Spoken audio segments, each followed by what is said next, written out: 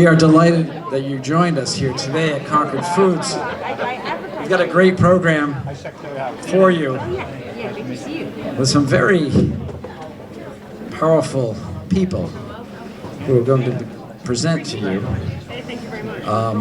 Again, I just wanted, for folks that came in late, the restrooms are behind me. If you're looking for them in the middle of the program, you need to get up there. They're right behind me. So good afternoon, I'm Chris Cooney. I'm president of the Metro South Chamber of Commerce. Before we get started, I'd just like to have a moment of silence. Some of you may have noticed the Welcome to Brockton signs on the way in. These beautiful hand-carved gold leaf signs that had been made and replaced several times with the support of the mayor of Brockton, who's here with us.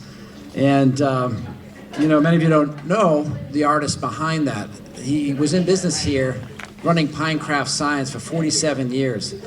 And he was very dedicated to his family and his son, Jonathan. And both of them tragically got sick and passed away within 3 weeks of each other just a couple of weeks ago. So can we have a moment of silence for Roger and Jonathan, Matt, and their family?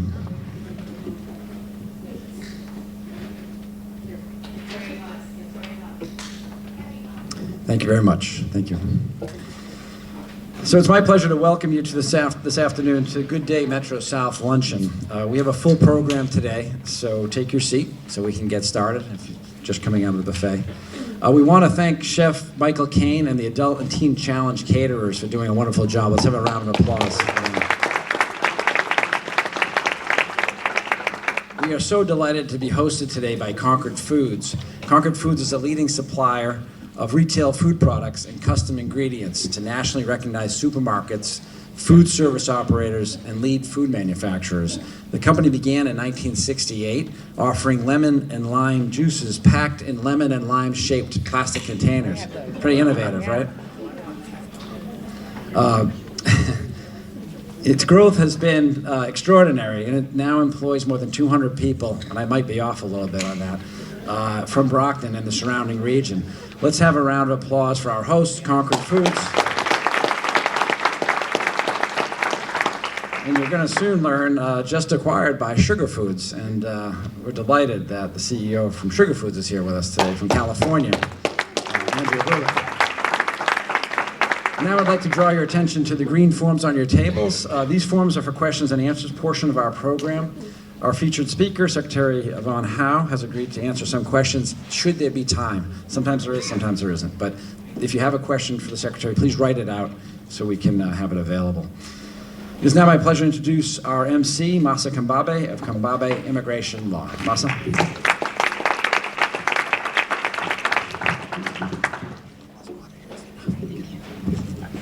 Good afternoon, everyone. I hope you're enjoying a delicious lunch. And for those of you who might be observing fasting during the Muslim month of Ramadan, I hope it's a blessed and spiritually fulfilling month for you.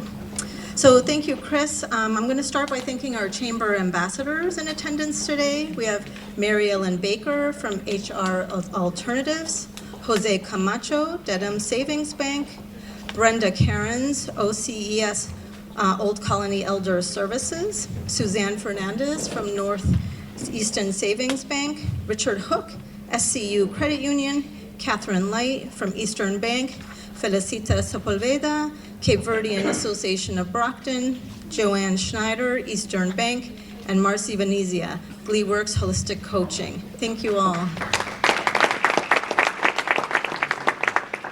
Also thank our chamber board members in attendance today, Joseph Casey from Harbor One Bank, our past chair, Dan Evans, Evans Machine Company, our chair-elect, and Michael Lambert, Brockton Area Transit Authority. And finally, I'd like to thank the elected and selected officials in attendance today. We have Mayor Bob Sullivan, City of Brockton, Shirley Asak, Brockton City Council, Stephanie Danielson, Town Planner, Town of Easton. I'm not sure if Dottie Fulgenetti made it, but Select Board Chair, Town of Easton. And of course, Massachusetts Secretary of Economic Development, Yvonne Howe. So today's Good Day Metro South features the inaugural cohort of the Leadership Metro South. It was 1 year ago that the Chamber announced this exciting new program, and we're very pleased to have with us the extraordinary attendees and their coordinator, Joanne Tully.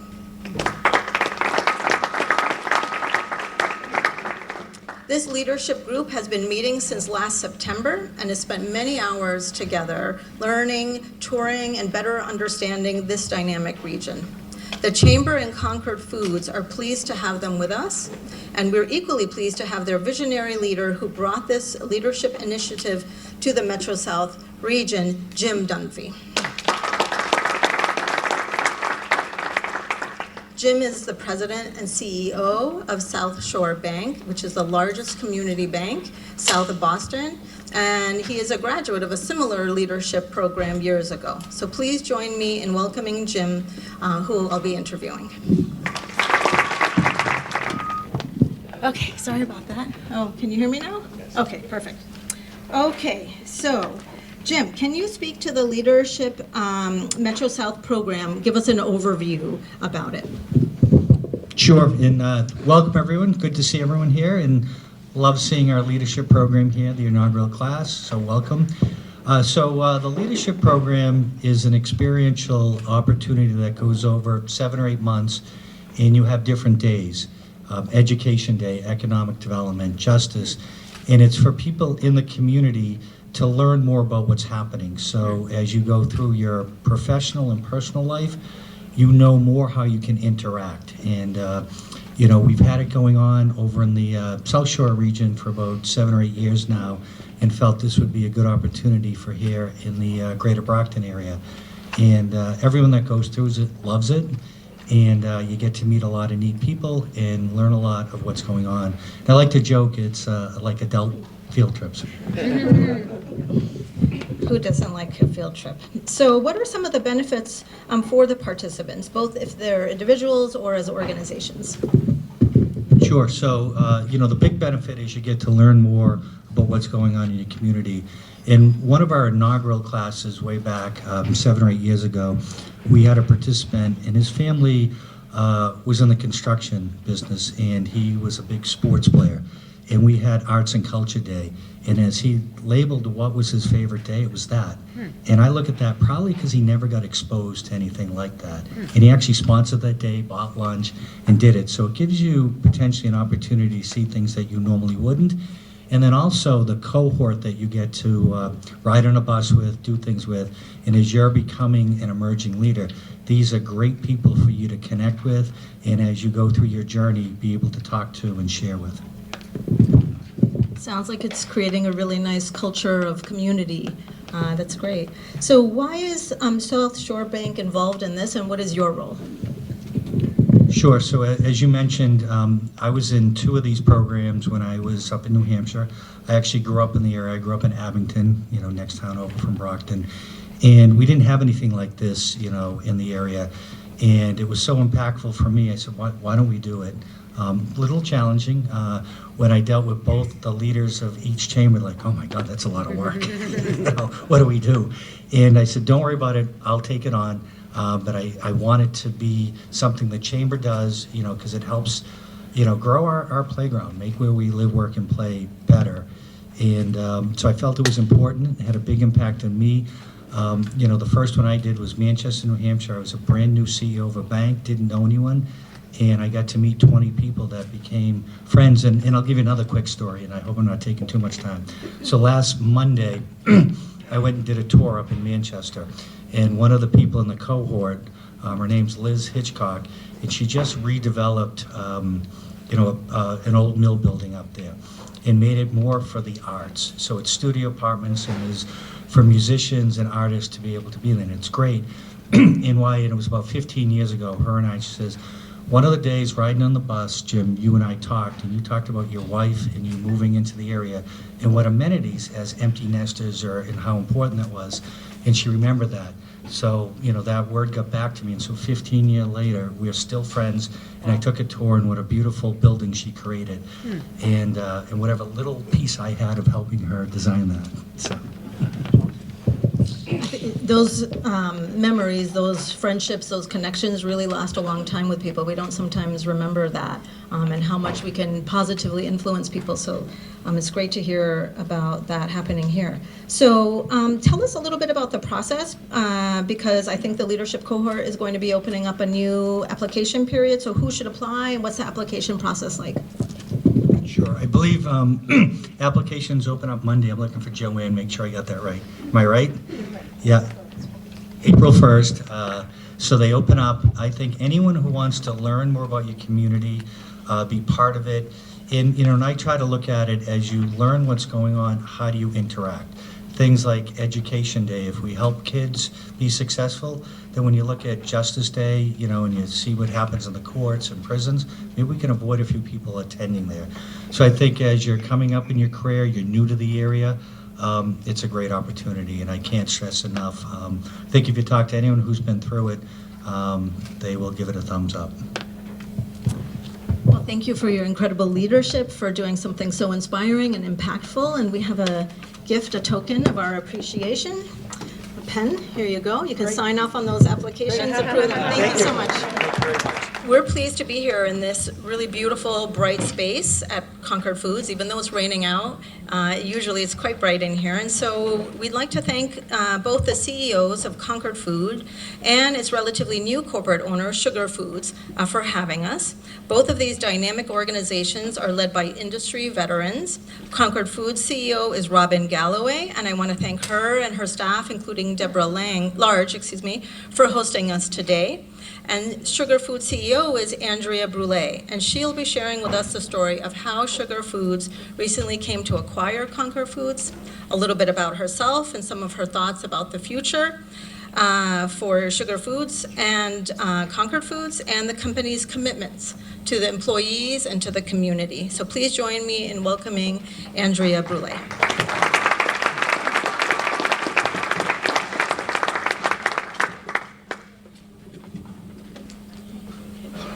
Thanks for that introduction. Really glad to be here with everybody. I was saying to our team here, this is probably the best way for us to get introduced to the community 3 weeks out the gate. As was mentioned, Sugar Foods did acquire Concord Foods on March 6th. So we are 3 weeks in. Sugar Foods, as I was saying to Chris earlier, has long admired Concord Foods. The food industry is very big when you look at it from a macro level, but quite small when you're actually in it, because we all more or less know who does what at some level. Sugar Foods has been around since 1948. We started as a bulk sugar distributor in Brooklyn, New York. We became the company that created what we all know as the tabletop sweetener category. So when you have a packet of something that you put in a beverage like coffee, whether it's a packet of sugar or a packet of pink, yellow, blue, green, or whatever color comes next, Sugar Foods was responsible for creating that category. So until Sugar Foods entered the market, really what you would see, and I'm going way back, would be sugar bowls and spoons.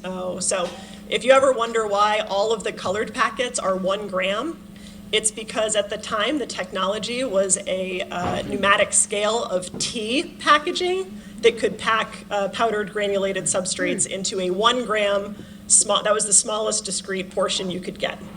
So when you look at the high intensity sweeteners, the reason that they're 1 gram is because that's where the category started. So in any event, fun fact.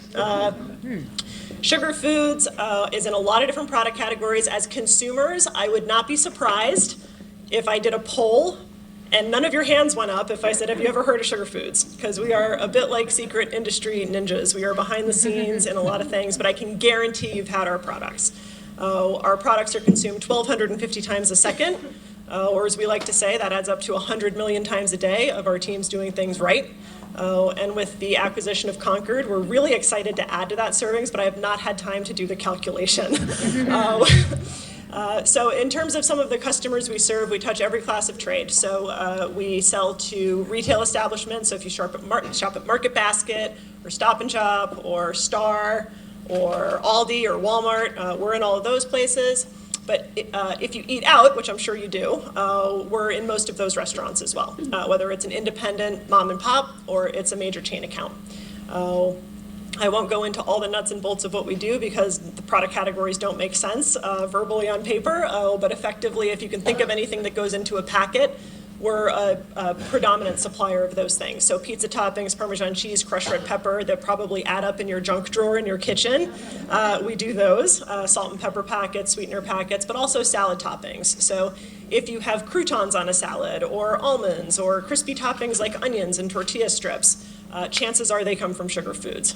So what attracted us to Concord, and as I mentioned at the start, we've long admired Concord as a business, is they're really in the same type of, my vernacular, highly scientific, paperclip categories nobody thinks about, but everybody enjoys, like caramel in your coffee at Dunkin' Donuts, or the crispy batters and breaders on your fried clams in the summer. It's the stuff nobody really thinks of, but everybody expects and enjoys. And if it's not there, you miss it.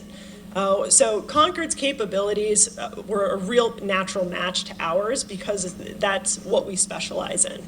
And the other thing that was exciting to us about Concord is that all of the capabilities here in Brockton are additive to Sugar Foods' existing capabilities. So it's not a redundant operation in any sense, it's all incremental. So this acquisition for us is all about growth. It's all about bringing more jobs to the area. It's bringing more pounds out the door, more cases out the door. This acquisition makes all of us, Concord and Sugar Foods, more important to those customers we talk to. We talk to Chick-fil-A, Concord talks to Chick-fil-A. Now we have more to ship on the truck. That's a win for the customer. It's a win for this operation. It's a win for Sugar Foods. A bit of personal background. I'm actually a Massachusetts native. I grew up in Worcester County. In a small town called Harvard. There's one traffic light, it blinks both directions, and there's more apple trees than people.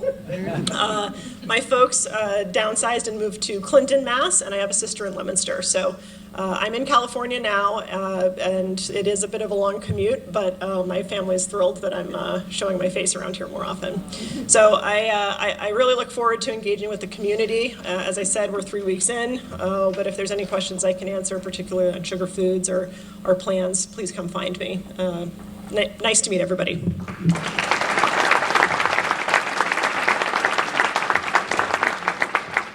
Thank you, Andrea. And before you step away, I have a token of our appreciation, a pen from Metro South. Thank you. Thank you very much. So next, I'd like to introduce the Massachusetts Secretary of Economic Development, Yvonne Howe. Yvonne is the Secretary of the Executive Office of Economic Development with more than 25 years of experience in executive business as a senior executive, including as co-founder, advisor, and managing director at an investment firm, Cove Hill Partners, and as an operating partner at Pillar Ventures. Previously, she was the Chief Operating Officer and Chief Financial Officer of PillPack, an online pharmacy that was acquired by Amazon in 2018. She's also former operating partner at Bain Capital. And in addition, Ms. Howe has been a board director of companies such as Car Gurus, Flywire, Gentherm, ZipRecruiter, and Bose.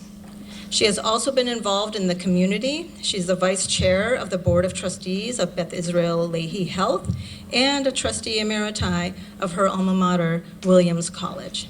She lives in Williamstown and Cambridge and is a graduate of Williams College and the University of Cambridge. Please welcome Secretary of Economic Development, Yvonne Howe.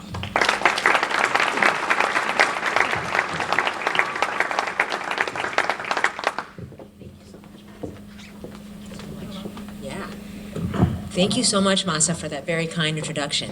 I am so excited to be here, even on a rainy day. I've been looking forward to this for a long time. And actually, Chris, you should know, the governor wanted me with her today in Lowell, with the Lieutenant Governor Rep. Trahan, and I said, no way. I'm coming to Brockton. So you guys are my top priority today. So, and I'm so grateful, Chris, for all that you do and your team does. I talk a lot about Team Massachusetts, and I wear my bracelet all the time, but Team Metro South is awesome. You guys do an amazing job, and we're so lucky to have all of you here. And I also really wanted to thank, of course, Andrea for hosting us. It's funny, I was telling Andrea, I spent a lot of time in my past life in food manufacturing facilities. When I was at Bain Capital, we bought a company that worked with food manufacturers. And so there's nothing I love more than being in food facilities, also partially because there's really good food. So thank you for the lunch also. And we're so excited that you can come home now and be back on Team Massachusetts.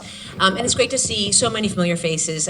Joe and I are talking about how we met a year ago when we had a banking crisis in the country. Things are much better a year later. And really excited, Dan, for you to be taking leadership. And also thanks so much for the mayor. I was just in Brockton a couple months ago, actually, touring the city, and it's awesome to see all the economic development there.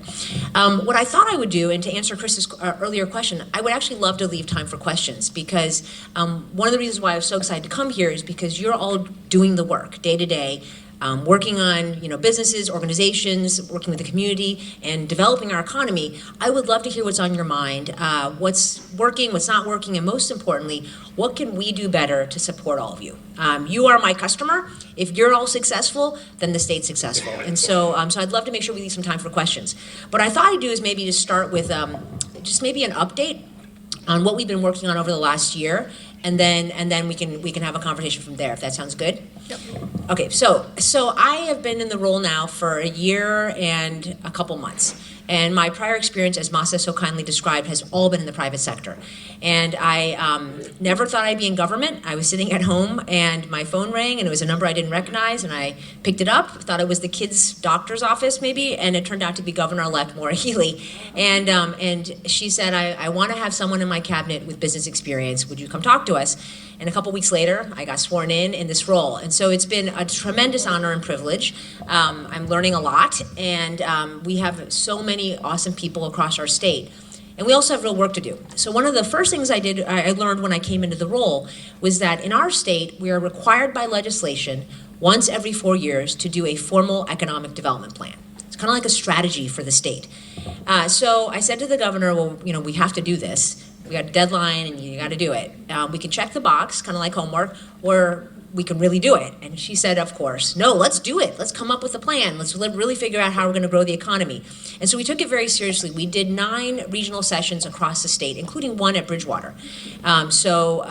We opened those to the public, and I was new to state government. I had no idea what to expect. We had more than 1,300 people show up.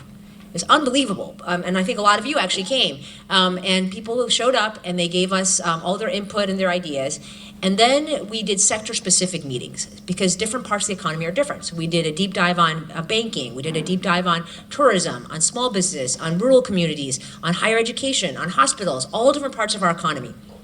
And then we looked at all the data. And then we put together this plan. And so the plan is called Team Massachusetts because we have the best team. And it's called Leading Future Generations.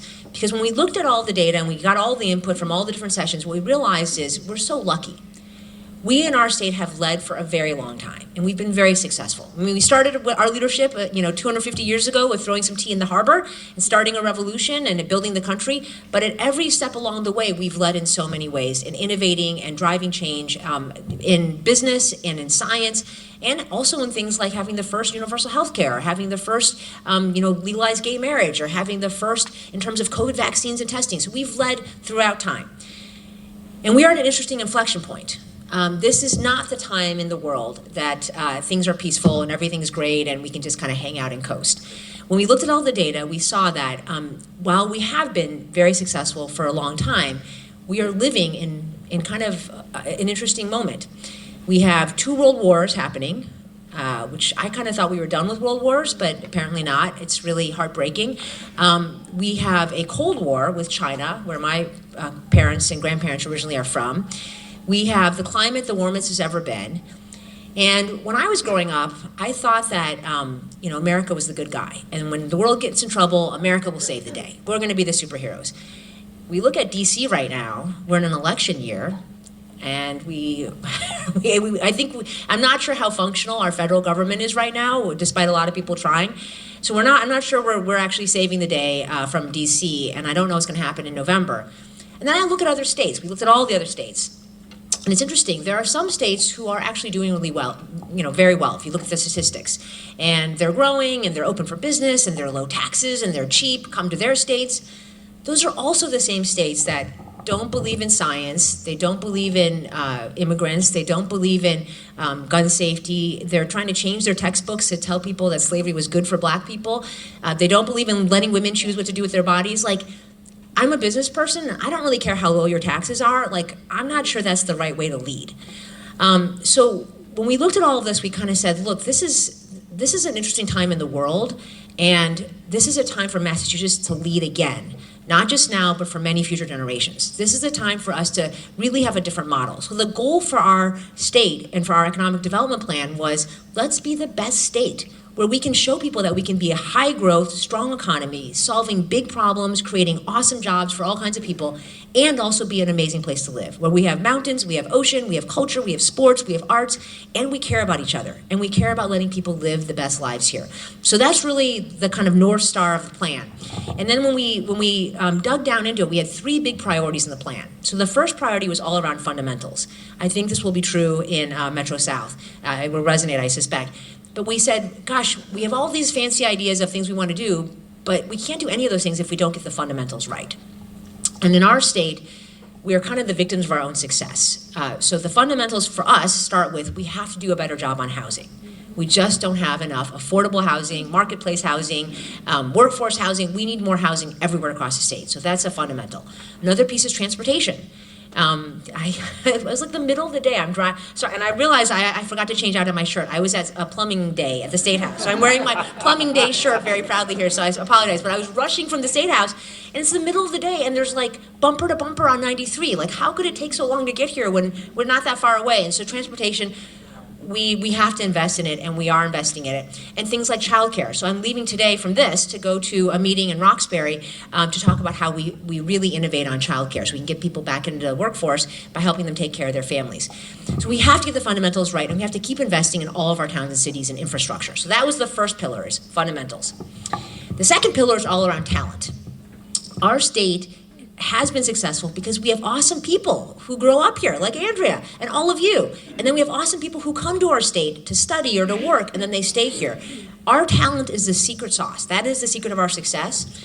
How do we make sure that we keep all of our talent here, and of all kinds? And so we have a bunch of initiatives in our plan that is around college graduates and helping them stay here with internships. It's around international talent, helping them navigate the federal visa system so they can stay in America by staying in Massachusetts. It's around trades, and I was talking to plumbers this morning. How do we help more people enter the trades? And it's also about all of our awesome, talented high school grads who don't want to go to college but want to have great careers in biomanufacturing or robotics or healthcare or green jobs. So there's a whole pillar around talent and how we make sure we keep all of our talent. Then the third pillar was really around sectors. And I think a lot of these sectors are important to Metro South. So we're really lucky in our state. We lead in a bunch of areas. For example, life sciences. We are now the world leader in life sciences. And we don't want to just kind of stay in place. We want to lengthen that lead. There are still many more diseases to solve and parts of healthcare to improve. And there's so many other parts of the state and other kinds of people who can benefit from it. So we're the world leader. A lot of that success has been in Boston and Cambridge. It started to spread now, and I'm really excited. A bunch of it has started spreading here to Metro South. As labs and science comes out of some of our universities, how do we build biomanufacturing and offices across the state in places here in Metro South and also in North Shore and Central Mass and in Western Mass? So life sciences, advanced manufacturing and robotics, very similar, in AI. And then there's a couple of sectors where we are not yet today the world leaders, but we should be. And so how do we make sure we do the right things to become the world leaders? So there are 2 sectors there. They're kind of strange together, but I'll explain. But one of them is climate tech. We are already leading as a state in terms of fighting climate change. How do we also create a ton of jobs and a ton of startups and great economic growth from climate tech? And again, we have all these great examples already of startups coming out of our universities and now building manufacturing sites across the state. And so we want to make sure we continue that and become the world leader in not just fighting climate change, but creating economic growth out of climate tech. And the other one was a really weird one, is the creative economy and tourism. We have so many amazing institutions across our state, and we have so much history and so much to celebrate. Right this moment, Pennsylvania and New York and Virginia are trying to claim that the country was founded in their states, which is nuts. It started here with the Tea Party, and then we had the shot heard around the world, and Paul Revere's ride, and the battles of Lexington, Concord, and Bunker Hill. We need to be owning this moment, this 250th anniversary founding of the country, and using that moment to bring everyone to our state and to support all of the amazing things we have to celebrate and to have people come and visit across our state. So we really want to own that. The other thing that's really important across every sector, I'm a business person, and I was the CFO and CEO of a startup, and we were always on the brink of running out of cash. So I was always sweating it, like, am I gonna make payroll? Like, I need help. How am I gonna figure this out? Never once could I figure out how to navigate the state. And then now that I'm in this state role, I realize we have so many resources to help businesses, to help communities. They're just really hard to find and really hard to figure out. There's a million forms, a million different agencies, all kinds of different applications. And so how do we make life easier for all of our businesses and all of our organizations? You should be focused on your customers, your employees, your shareholders. You should not be trying to spend your time navigating the state bureaucracy. And so our idea here is to create a very simple business front door. So you should be able to go to this one place and answer like 5 or 6 questions. What's the name of your business? How big are you, roughly? What kind of business are you in? And where are you located? And then most importantly, what do you need? What help do you need? Do you need help training your workforce? Do you need some tax incentives? Do you need help with permitting? Are you having a legal issue? Do you want to expand and you need space? And then let us do the work behind the scenes to find which state program and resources match your needs so that you can stay here and expand here and be wildly successful here in our state. So the business front door we're really excited about. We're trying to get a prototype of that launched before end of year. So those are the 3 big chunks of our plan: the fundamentals, the talent, and the sectors. And we're very proud of the plan. If any of you are bored one night, you can go online and find it. It's 66 pages with some pictures and things, but you can read it. But the plan is just pieces of paper, 66 pieces of paper. So the real way to bring that plan to life is through an economic development bill. So on March 1st, we took that plan and translated it into a bill, and we filed it. It's called the Mass Leads Act. And it is a $3.5 billion bill, so big number, and it has a ton of different programs in it that match the plan. So there's actually $1 billion to support lengthening the lead in life sciences, $1 billion to become the global leader in climate tech, and then another $1.5 billion across a bunch of areas, including manufacturing, robotics, AI, infrastructure, regional tech hubs, and all rural communities, creative economy. So all different sectors of the economy are in this bill. Now, we filed the bill. It's now with the legislature. We have awesome legislators, but they have to work through the process. And the goal here is to get the bill signed and passed before the end of the cycle in July, and then we'll have the resources to bring this to life. We have a lot of people I met with are wildly supportive, but I have met some people who are skeptical. And people have said to me, well, gosh, like, we're in Massachusetts. We're so awesome. We're always gonna be awesome. Do we really need to spend this money? Like, why do we need to help businesses? They're all rich anyways. Like, we don't need to help them. And my answer to that is we are awesome in so many ways, and we are lucky in so many ways, but the world is wildly competitive. And I just went to a meeting of all of my counterparts in different states. So I met the economic development secretaries of every other state. And many of those other states, when you ask them what their goal is to beat Massachusetts. and not a week goes by, almost at least a couple times a week, where I get an email or a phone call from a company saying, oh, I just got an email from Mississippi. They're offering me free land. Oh, I just got a call from North Carolina. They'd like to give me free space. Oh, I just got a call from California. They're offering me a research grant. Oh, Texas just called. They're going to give me free lab space. We are living in a very competitive world, and we are awesome, but we need to continue to invest. So the other thing why I hear a lot of people is they say, well, how can we afford this? Right now, state revenues are coming in a little bit below benchmark, and this sounds like really expensive, and there's a lot of economic uncertainty. First of all, our state GDP, the size of our economy in Massachusetts is about $750 billion. The $3.5 billion is over 10 years, and it's bonding money. So it's on our bond capacity. We have very strong ratings. We've been very well governed as a state, and we have very affordable debt because we have such good bond ratings. So we can definitely afford this. And as you all know in business, I always say to people, When you come to me and you ask me to spend money, I need to know, is it an expense or is it an investment? And they're both the same thing, that you're spending money, but an expense, I spend money and it's gone. I'm not gonna see it again. An investment, I'm spending money and I know I'm gonna get a return back on that money. And we know from our history, when we've spent money on life sciences, when we spent money on all these projects that we've done, we've gotten returns in excess of 10 times our money back, because it creates jobs, it creates companies, it helps our economy grow, that comes back in tax revenues and all the good things we see. So this bill is all about making the right investments, and we're going to definitely see the returns back for many years to come. So we absolutely can and need to make these investments. So we're super excited to work with all of you and to work with our legislators to get this passed and then to bring this to life. And we have such an opportunity here to lead. The world is crazy. Who knows what's going to happen? But I'm so proud and so lucky, feel so lucky to be in this state, to get to work with all of you. And we have so much opportunity ahead to solve big problems, create tons of opportunities, and to do it in a way that we believe is the right way to lead for not just our state, but for the country and really for the world. So excited to be here with all of you, and I'd love to hear what's on your minds. Tell us what we could do better and what questions you have.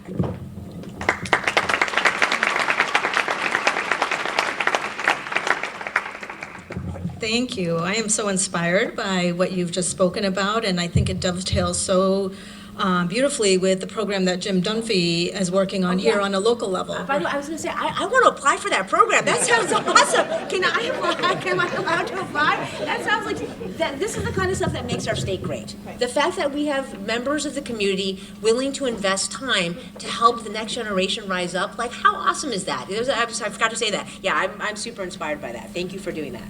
Yeah, I think so many of us see that. Just things coming from the top down doesn't always work as efficiently when you have people on the ground in the community, getting to know people, working with them, and developing and inspiring new leaders. So thank you for what you do at your level. So there's a couple of great questions here.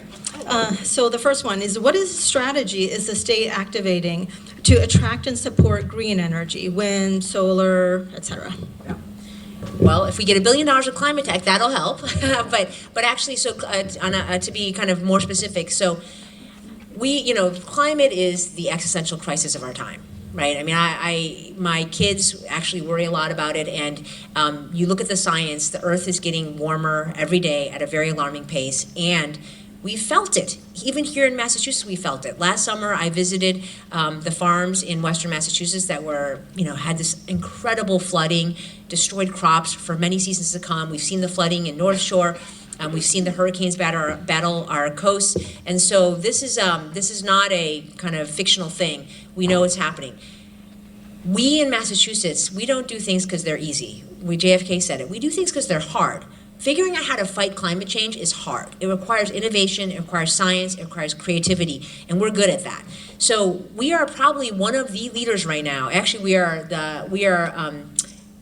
just got this report saying that we have of the top climate tech startups in the country, we have like a huge number of them. I think almost 30 of the top climate tech companies are based in our state.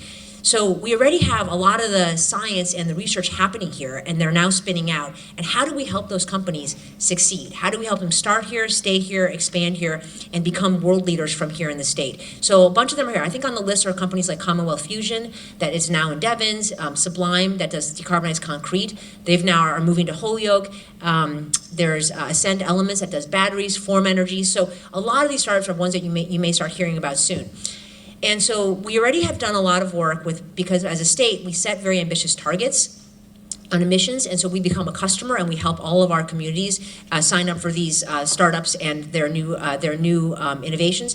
But then with this climate tech bill, the $1 billion, a lot of that is mirrored after life sciences. So the success we had in life sciences, we want to learn from that and replicate that in climate tech. So it's $1 billion of all kinds of tools around helping to fund R&D, helping to fund labs, helping to fund equipment, helping to give incentives, helping to figure out how to train workforce. And so we're hopeful that we'll get this $1 billion passed, and work closely with the Mass Clean Energy Center to launch that.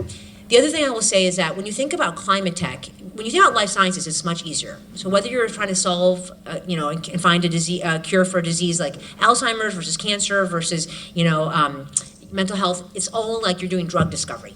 Climate tech is a much broader bucket. It's like kind of much more ambiguous. I like to think about climate tech in 3 chunks. So one chunk is everything that you would use as energy that's not a fossil fuel. So for that, there's solar, which we have Nexamp, one of the largest solar companies, is based here in Massachusetts. We have hydro. We have a bunch of partnerships with Quebec and on hydro. There's offshore wind. According to Secretary Tepper, we are the Saudi Arabia of offshore wind. So, and we just had another offshore wind bid close yesterday, and we've had a bunch of it come online already.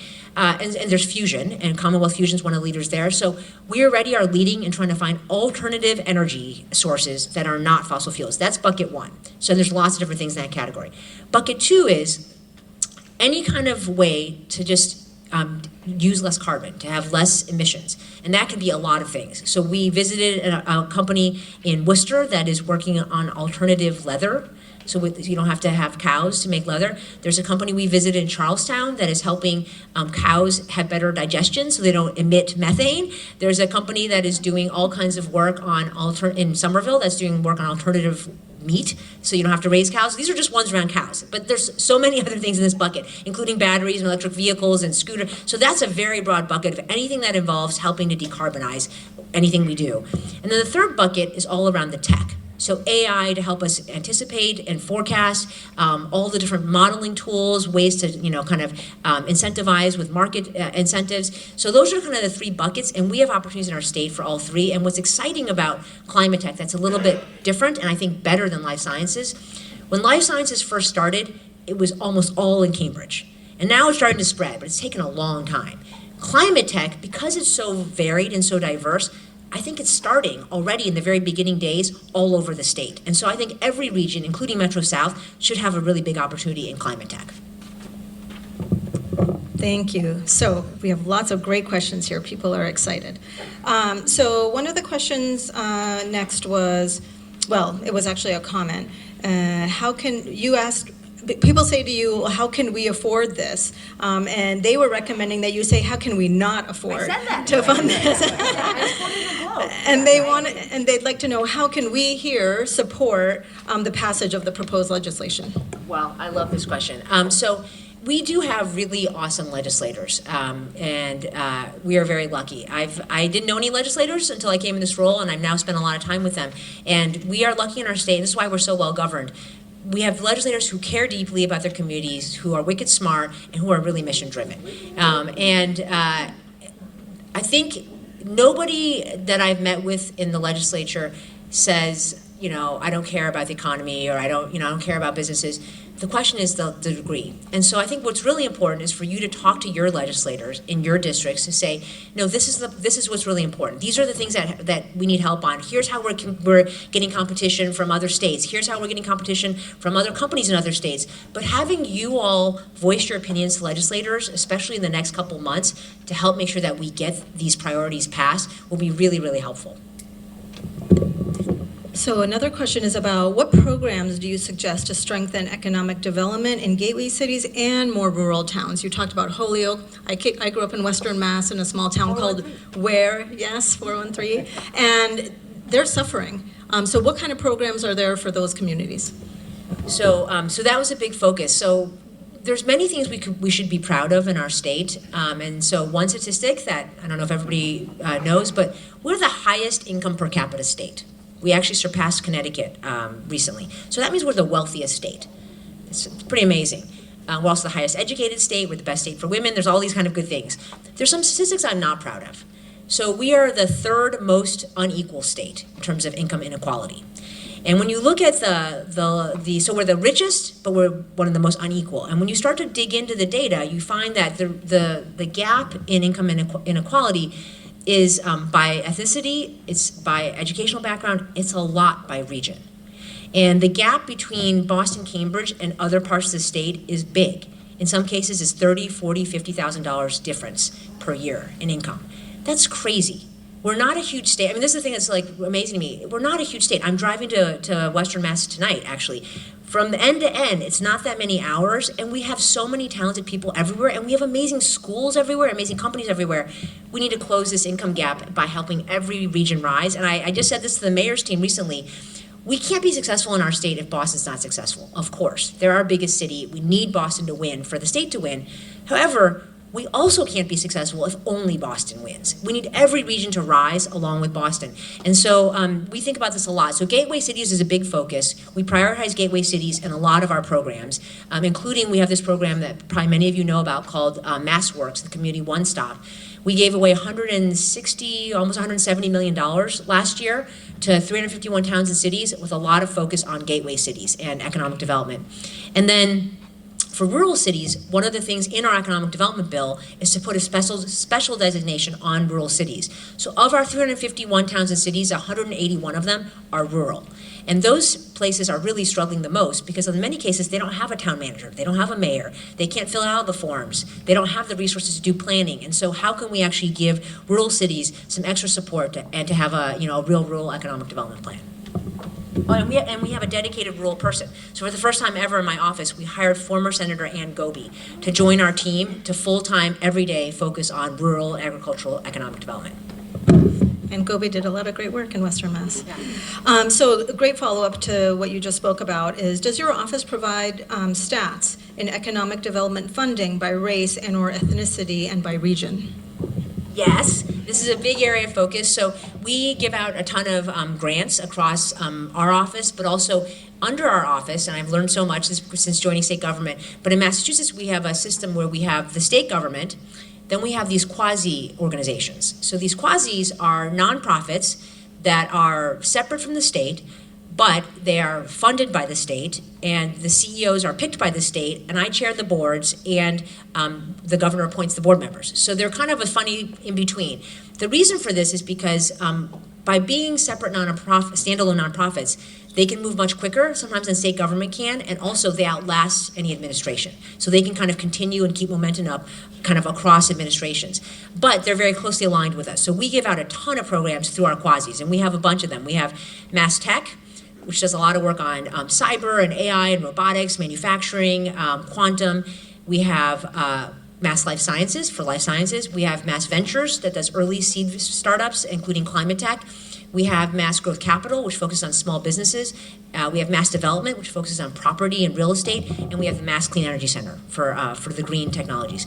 So for every grant that so I chair the boards, and for every grant that we do, including yesterday, I was at a board meeting, we look and see who are the grantees, who's applied, and are we giving it to people who need it the most, where we can get the biggest bang for the buck. So we look at by region, by ethnicity, and also by different type of universities, different types of towns. So we look at all of that data. And one of the other things that the governor has done, when she came into office, she asked for an equity assessment across all cabinets. So that is underway now. We're going to get the results of that back, but she's asked every secretariat to look at where you spend money and where, kind of by every slice and dice, and are we spending money in the right way? So this is something that's really important to us. Fantastic, thank you. So I think we have time for just two more questions.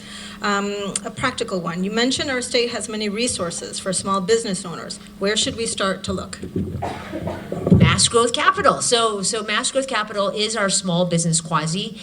They have given out, I think it's like something like $300 or $400 million over the last several years to small businesses across the state. They've given out all kinds of grants around small hotels, small movie theaters, small businesses of every kind. And they also do a lot of small business technical assistance, which we have in our budget and in our bill. We've asked for a big increase in small business technical assistance, because if you're a small business, you need help figuring out, how do I get customers? How do I go online? How do I do marketing? How do I set up my financials? And that's a really important part of our economy. The majority of our businesses in Massachusetts are small businesses, and small businesses are a huge avenue of social mobility for immigrant populations, minority populations, for women. So that's a really important part of our economy. So Mass Growth Capital is a great place to start. And the other place is, so we hired a full-time dedicated person on rural economy. We also, for the first time, hired a full-time dedicated person in my office on small businesses, given the importance. So it's Deco Jabril. She actually is an immigrant herself, was a small business owner herself, and she used to work in the mayor's office. So she goes around the state to visit small businesses. So Deco is another great resource in our office. Thank you. And I can't stress enough how I find it really important and great to see that not only someone like you has practical business experience and is in this job that can make better decisions knowing how things really work on the ground, but it sounds like the folks that you've been hiring for those programs are the same. So that's wonderful. Okay, last question. So last year, many residents received a refund from the state. You mentioned that tax revenue is a little behind in its benchmark. Is this because we've increased spending, we have less revenue than last year, something else? So, good question. So the things are not actually linked. We have, I'm learning so much in state government, but in our state we have some peculiarities. So one of them is that we have this piece of legislation from a long time ago where if you have a surplus above a certain amount, you automatically have to do a refund, which is what happened, which is great. The revenues coming in, the actuals versus benchmark, it's a lot like when you have a business. You set a budget or a forecast and you see what happens. So our tax revenues are stable versus last year. So they're actually growing a little bit. If anything, we probably got the benchmark too high. We were too optimistic about the economy and we thought that we'd have a faster recovery. So the state's actually doing well and doing fine. It's just that we thought we'd be doing even better. And so the challenge though is that just like in a company, when you set the budget or your forecast, you start to spend to that level. And then if actually you start coming in below that, you have to figure out how we're going to adjust. And so that's really the challenge we have now. But our state, again, I don't want to badmouth any states, but our state is very well governed. I actually grew up in Illinois, and I'm always just happy that none of our governors have gone to jail. It's not a thing to take. We don't take that for granted. I don't take that for granted. So we are a very well governed state. We've had Democrats, we've had Republicans. We have a very strong balance sheet. We have a large rainy day fund. We have super wicked smart people who work in state government, and we are very fiscally conservative. And so this is not, holy cow, the state's in trouble. This is us trying to be prudent to say, hey, we're coming in a little bit below where we thought we'd be. How do we make sure that we spend money wisely? And so we're still doing very well as a state. And again, as everyone again in business knows, there's a difference between your P&L and your operating expenses and your balance sheet and your cash flow. And so the tax revenues coming in below benchmark is really an operating expense issue. And so this year, as we did our budget, previous years, the annual budget for the state has increased by 5 or 6% per year. It's a $56 billion budget. This year, our state budget increased by only 2%. It's the lowest increase we've had in a long, long time because we want to be prudent, given the environment. And then the economic development bill that I was talking about, that is on the balance sheet. That is borrowing, bonding money that we would be using to make investments in the economy, and that is a little bit different than our day-to-day operating. And those are over a longer-term period. So these things are linked, but honestly, we always want to be very cautious, especially right now, given there's a lot of uncertainty in the world. But our state is very well run, and we are in very strong kind of fiscal conditions, if that's helpful. Thank you so much. That is the end of our questions. I just want to say on behalf of the Chamber and our community here, we thank you for your practical but visionary leadership. And we look forward to hopefully having you come back and tell us more about how things have been going and sharing all of your insight with us. We have a token of our appreciation, a pen, and please come and visit us again. We are so grateful for all of you. You all do awesome work, and I'm happy I love always coming down here. The energy you have, the fact that you work together so well, the fact that you do amazing things to help your next generation. We're so lucky to have Metro South here. So please don't be strangers. If you have feedback or suggestions, or you're having issues, if you're, struggling with something, you are my customer. So I'm in the job of making sure you're all successful. So please, don't hesitate to reach out. And yeah, I'm happy to come back anytime. Thank you so much. Thank you so much. It was really nice to meet you.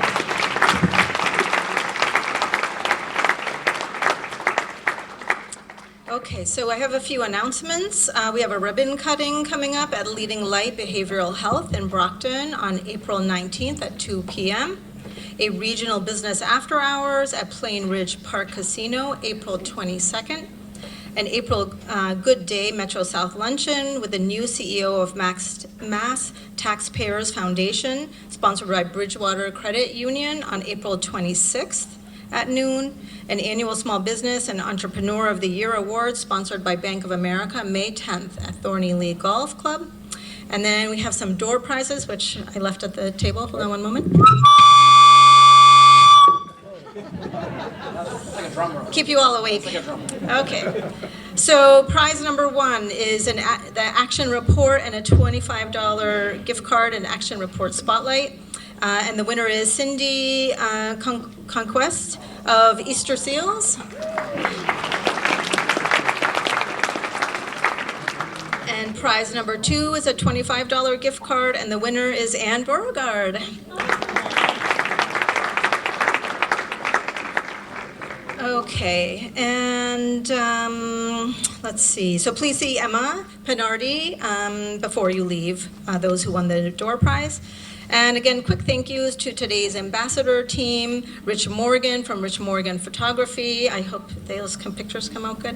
Brockton Community Access Channel, the Enterprise News, Adult Teen Challenge and Catering, Concord Foods and Sugar Foods CEOs Robin Galloway and Andrea Brule for hosting today's wonderful event. And finally, thank you to our speakers, Jim Dunphy and Secretary Yvonne Howe for being here today. We hope you all have a good Friday and a wonderful weekend, or it's not Friday, Thursday. Oh, a good Friday for tomorrow. Sorry, have a good Friday tomorrow and a wonderful weekend. Thank you. Thank you.